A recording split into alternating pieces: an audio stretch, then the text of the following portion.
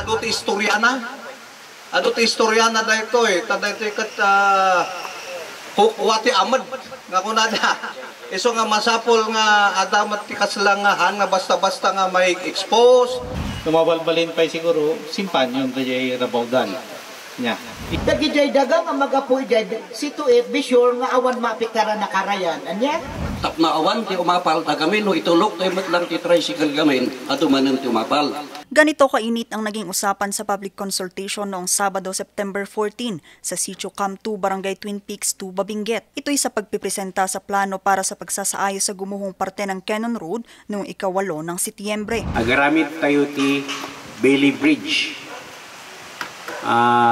Dito nga bridge temporary, marami dito tilat na ka 24 meters.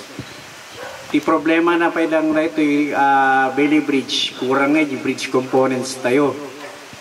So, ongoing iti inventory, iti bridge components nga madawat tayo or mabulot tayo from other regions. Pero inaasahang matatagalan pa ito bago masimulan at matapos.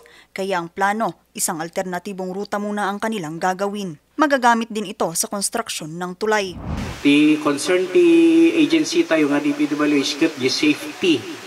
Safety la unay iti magna dita nga section ta delikado. Ta dakit ti groundwater na nga magmagnay jay tanong ag-vibrate na kalsada nga dati danong nga magmagna dya sirok ada tendency na nga may ibus na ita baka awan to ti pagnaan yon pagnaan tayo. Sa plano ng DPWH, tatapyasan ang parte ng bundok na ito sa tapat din ng gumuhong kalsada sa paggawa ng alternatibong ruta. Pero ang problema, hindi magkasundo ang dalawang pamilya na umaangkin sa nasabing parte ng bundok. Saturday pa lang nakita mi di shoulderan nga umanay matilugan. So indamag ni DPWH, apa yung hantay may clear data, tapno ba pagnaan tayo, Sabado pa lang po, hantay yung buy-buyahan lang. Yeah? Kami nga buy-buyahan lang na ito sitwasyon na. Ngamti ko natin DPWH, DJ Garon, delikado, tadarumrumor nga danom di siro. Okay? Sunday, nakita mi data, rerouting. Inbagat mi DPWH, baka mabalin nga i-bypass tayo. No uwi na nyo, nga i-bypass tayo, apan may katungtungan no sino ti makinbagi kasi. Naistoryamat ni Apo kontraktor na nakatungtungan sa iti other side except the other side. So kastoy ada ti initial tungtungan mi from the other side we cannot allow nga tungtong kami kano publicly. Tamno malpas tatan. Taong nag-inuwin tayo nga kwan. May settle dan ti pagnaanan. Aramidan dan ti kasuratan. Ti kayat tayo, manukatan no itulok yo lakiti. Tada ta dispute yo, mabayag pa nga masettle datan, kanakan mabayag. Kata, ti kayat mila ang iti nayon na dati problema tayo ti kalsada. No itulok yo, uray no dispute pa data, no itulok yo nga both sides, nga ilukat tayo, tapno mairugi ti pagnaan tayon. Sa huli nagkasundo ang dalawang pamilya na isang tabi muna ito para mabigyang daan ang mga motoristang dadaan. Tiniyak ng DPWH na mamadaliin nila ang konstruksyon ng tulay.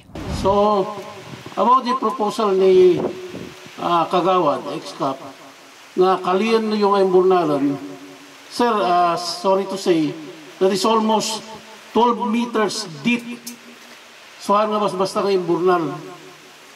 No, siguro mga 3 meters kasla nalaka. Pero for us to put nga imburnal within 12 meters deep, narigat diya po. Target na simulan ngayong linggo ang paggawa sa alternatibong ruta sa Barangay Twin Peaks pero hindi pa tiyak kung kailan ito matatapos. EJ opisina ni Attorney Juan, Kagawad Ferdinand, ibagam, pwede contractor ni sir. Okay, thank you.